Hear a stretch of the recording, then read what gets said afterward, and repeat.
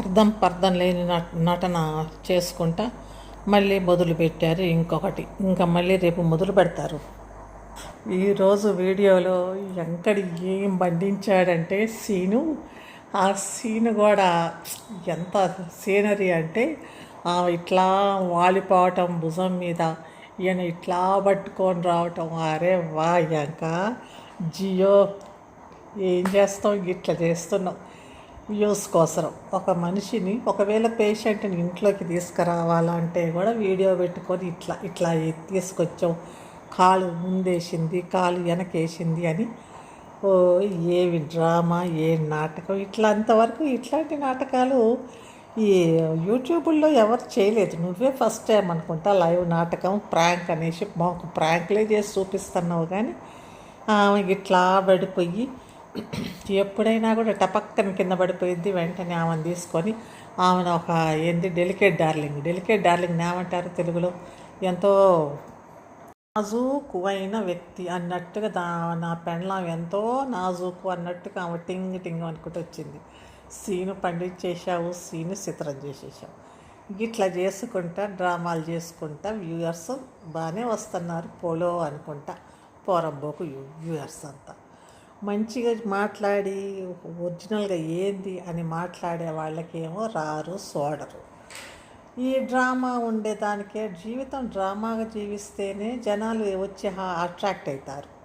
డ్రామాగా కాకుండా ఒరిజినల్గా రియల్గా జీవితం జీవిస్తే అది అట్రాక్ట్ కారు, అది వాళ్ళకి ఇంట్రెస్ట్గా అనిపించదు, వాళ్ళకి బోరింగ్ అనిపిస్తుంది. ఎందుకంటే మామూలు జీవితం ఒరిజినల్గా జీవిస్తున్నారు కాబట్టి. కాకుండా ఇట్లాంటి డ్రామాలు, అది కూడా సింపతి అంటే సానుభూతి డ్రామాలు కావాలి. ఇట్లా పడిపోయి ఇట్లా అయిపోయి ఏందో కింద పడిపోయి మీద పడిపోయి ఇదే. మరి వీళ్ళు రోడ్డు మీద ఇంత యాక్సిడెంట్ అయితే వెంటనే ఫోన్లు తీసి వీడియోలు తీసి ఇదిగోండి స్టేటస్లోకి వాట్సాప్లో వీటిలలో ఇన్స్టాగ్రాముల్లో అప్లోడ్ చేస్తారు. కానీ అరే అక్కడ ఏదో అయ్యింది అన్న దాంతో కూడా తీయరు. యాక్సిడెంట్ అయింది ఆ మనిషిని తీసుకుపోయి హాస్పిటల్లో జాయిన్ చేయాలా అన్న ఆ మాత్రం జ్ఞానం కూడా ఉండదు. కానీ ఇక్కడ ఏడుస్తే మాత్రం వీడికి ఏందో అయిపోయింది అది, ఏందో అబార్షన్ అని అది ఎప్పటి నుంచో యూట్యూబ్లో నీ నెగిటివ్ నీ కామెంట్స్ పెట్టేవాళ్ళు, బ్యాడ్ కామెంట్స్ అంటావు కదా, బ్యాడ్ కామెంట్స్, నీ నాటకం నీ డ్రామా అంతా తెలిసిన వాళ్ళందరూ ముందే చెప్పారు. ఇంకా ఇప్పుడు ప్రెగ్నెంట్ అంటే నెక్స్ట్ అబార్షను అంటాడు, అయిపోయిద్ది కథం, దుకాణం బంద్ చేసుకో, నెక్స్ట్ దుకాణం స్టార్ట్ చేస్తాడు అని.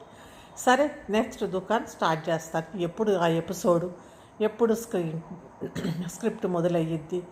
ఈ స్క్రిప్ట్ మళ్ళీ రేపు మొదలు పెడతావు కదా ఇంకొక స్క్రిప్ట్. అట్లా ఉంది ఇట్లుందని ఒక ఏది ఆ సోదంతా చెప్తూ, ఇంకా సోదంటే అంత సోదంతా ఇంకా రేపు చెప్తూ అన్నమాట. అట్లా అన్నారు, అతను ఇట్లా అన్నారు, లతను చేడకాలు వేయొద్దన్నారు, ముందుకాలు వేయొద్దన్నారు. ఎవరు ఆడోళ్ళు కాదు ప్రపంచంలో, ఆ లత అనేది ఆడామ, ఇంకా ప్రపంచంలో ఎవరు కాదు. ఇట్లా ఓవర్ యాక్షన్ చేస్తేనే చూసే వాళ్ళకి ఇరిటేట్ వచ్చేసి డమా డుషు మనిషి తిడుతున్నారు. అయినా కూడా నీకు ఏమీ సిగ్గు లేదు, ఏది లేదు. దున్నపోతు మీద వాన పడితే దులుపుకుపోతా. వ్యూవర్స్ అయితే వస్తున్నారు, పైసలు అయితే వస్తున్నాయి కదా, ఆ పైసలు డకడక అనేసి ఒక వానలాగా ఇట్లా పోసేవు కదా పైసలు. సినిమాలలో ఎట్లా వేస్తారో అట్లా ఇది నువ్వు చేసే వేషం. దీనికి పోలో అనుకుంటా పొల్లు జనం. ఇంకొంతమంది పెడతారు, అది వాళ్ళ ఇష్టం, వాళ్ళ ఇష్టమే. కానీ వ్యూవర్స్ మనం ఉన్నాం కదా, చూసేవాళ్ళం బ్రెయిన్ అనేది ఉంటుంది కదా. రాబట్లాగా మేము చూసాం, అవును వాడికి ఏదో అయిపోయింది అని ఎందుకుంటాం. ఇంకోటేమో పబ్లిక్లోకి వచ్చినప్పుడు మాట్లాడుతాం, డెఫినెట్గా అందరూ మాట్లాడతారు. నువ్వు చేసేది తప్పు, నువ్వు ఇట్లా చేస్తున్నావని విమర్శిస్తారు. తప్పకుండా విమర్శించకుండా వాళ్ళని ఏమీ చేయకుండా మనం ఊరికనే ఉంటే ఇంకా వాళ్ళు ఇష్టం వచ్చినట్టు వీడియోలు పెట్టుకోవాలా ఉంటారు. మీరు చూస్తూ ఉండండి అంటే బుర్ర లేని వాళ్ళు చూస్తూనే ఉంటారు. కానీ బుర్ర ఉన్న వాళ్ళు ఏం చేస్తారు, అరే వీడు తప్పు చేస్తున్నాడు కదా ఇదేంటి అని క్వశ్చన్ చేస్తారు, ప్రశ్నిస్తున్నారు అనుకుంటా కొంతమంది బయలుదేరారు.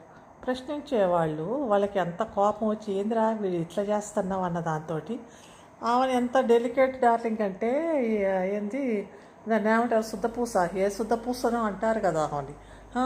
నా భార్య ఏందో ఇది, నా లత ఇది, నా పెట ఇది అని నీ యవ్వ ఏం వేషం, ఏం కథ, ఏం డ్రామా. ఇంకా నువ్వు ఒక పెంకవైపోతున్నావురా. భుజం మీద వాలి ఒరిగిపోయి ఇంగడి సరే ఓకే, ఒకవేళ నువ్వు ఇక్కడ చూపిస్తున్నావా